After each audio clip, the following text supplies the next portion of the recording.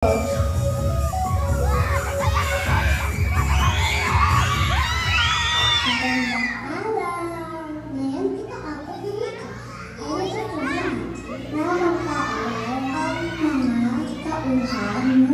sa pamilya. Isa na dito ang pinuno o kapitan. Sa araw na ito, karoon tayo magkakataon na makausap siya. Halika at magtanong ng mga mahalagang impormasyon tungkol sa kanya.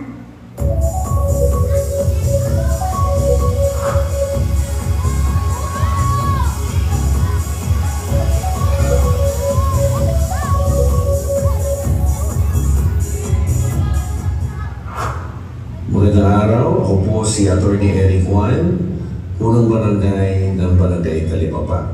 Magandang umaga po. Kapitan, may tanong po kami sa inyo. Ano po ang trabaho mo sa aming pamayanan?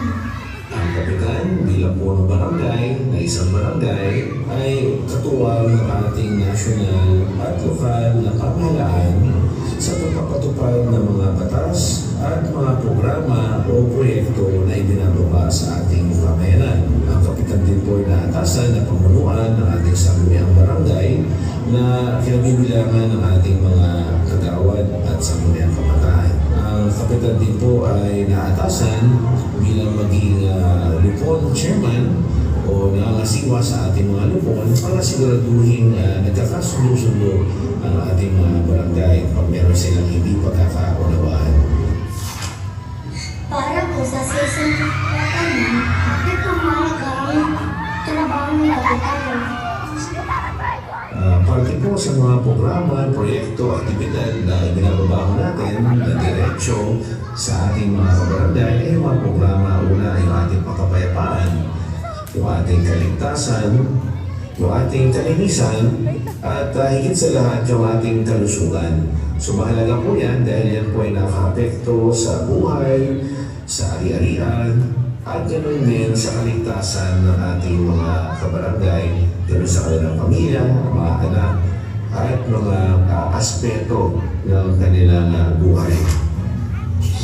Kapitan, maraming po pala kayo ginagawa. Ano po yung pinakahirap ng trabaho? Ang pinakahirap ay yung pagpapaliwanag sa ating mga barangay.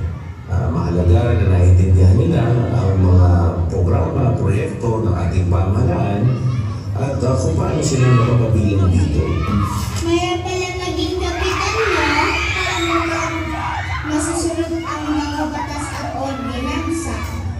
Ang kapitan ay maaaring magkaroon ng mga kautusan o executive orders at pwede rin magpasa ng mga resolusyon o ordinansa katuwang ating sangguniang barangay o mga kagawad kung saan mas nagkakaroon ng mga pansariling batas o mga barangay ordinances na maaaring makatulong o makatakda ng mga pagpapatupad ng mga batas bukod pa sa national at mga local na ordinances na ipapasa at pinatutupad dito.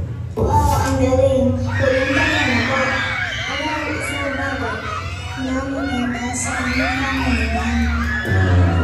Pagmamalaki natin na lalo na sa aspeto ng kapayapaan at kalikasan at kalusugan ng ating pamayanan o ating barangay ay nakatanggap ng mga pakilala mula sa DILG, mula sa DNR, mula sa pamahalaan ng Lungsod Quezon at iba pang mga pribadong mga institusyon dahil sa ating mga programa na kinikilala o naging napatunayan nilang epektibo lalo na sa ating may buhay sa basuhan ng barangay, kakaroon ng pagtugunan sa kalusugan at yung ating mga social services. So yan ay isang patunay na magandang relasyon ng ating barangay at ating pamayanan dahil matagumpay ang mga programa at proyekto na nakapapaloob dito.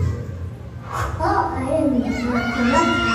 Ayun ay mas pinalalan at pinuwaan natin ang trabaho ni Kapitan. Maraming salamat po.